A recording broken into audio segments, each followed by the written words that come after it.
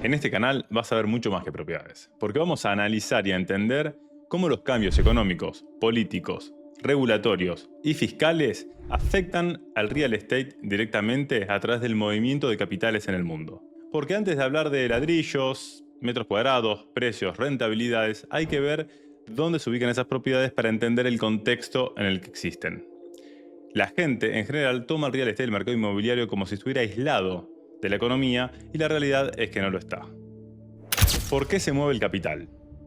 Bueno, vivimos en un mundo en constante movimiento y cambios. Hay cambios en la política, cambios en gobiernos, cambios en las tasas de interés, tenés cambios tecnológicos, cambios todo el tiempo. Entonces esto genera que el capital se esté moviendo constantemente de un lugar a otro en diferentes países. Ahora, en el real estate, ese cambio no es inmediato. En general, el real estate es lento, por lo cual eso lleva un proceso más prolongado. Pero el capital no solamente se mueve por números fríos, y más en el real estate, sino que también se mueve por afinidades. Y muchas veces esto es afinidad cultural, hablar el mismo idioma, marcos jurídicos y regulatorios similares. Entonces eso puede inclinar la balanza a un inversor a mover el capital de un país a otro por una cuestión de afinidad. Puede ser, por ejemplo, afinidad histórica también, como Argentina con España. Entonces, eso genera movimientos de capital, pero para que el capital ese permanezca, tiene que haber fundamentos económicos que lo hagan perdurar en el tiempo. Si en el movimiento de ese capital los fundamentos económicos van cambiando y tenés cambios en el marco jurídico, por ejemplo, o impositivos, muchas veces el país que recibe el capital lo termina expulsando hacia otro lado. Entonces, la afinidad puede inclinar una decisión, pero no la sostiene si los fundamentos no la acompañan. Entonces, un capital puede entrar por afinidad, pero después la estabilidad política y económica y las reglas claras son las que la hacen perdurar en el tiempo. El real estate es siempre un refugio de valor.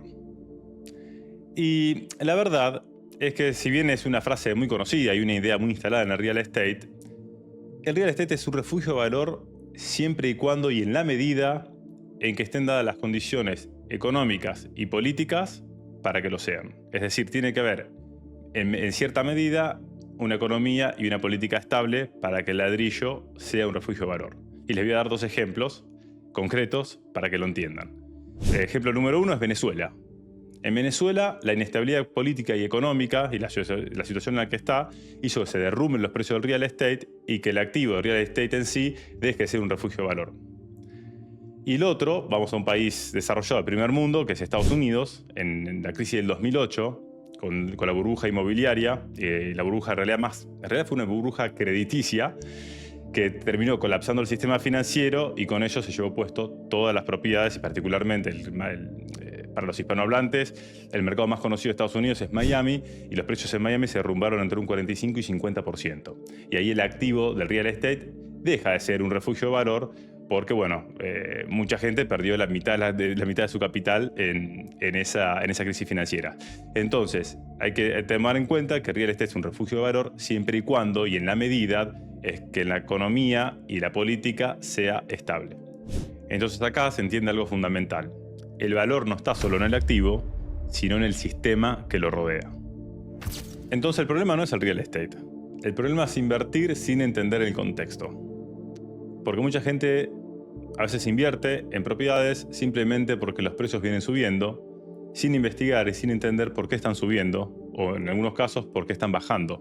No tienen ni idea del contexto general en el que se encuentran esas propiedades, o el sistema donde están esas propiedades.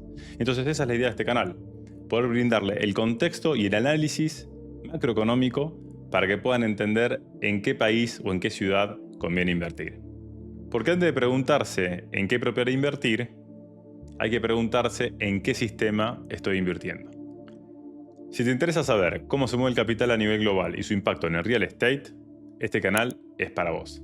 Así podemos tomar mejores decisiones sobre nuestro patrimonio. Nos vemos en el próximo video.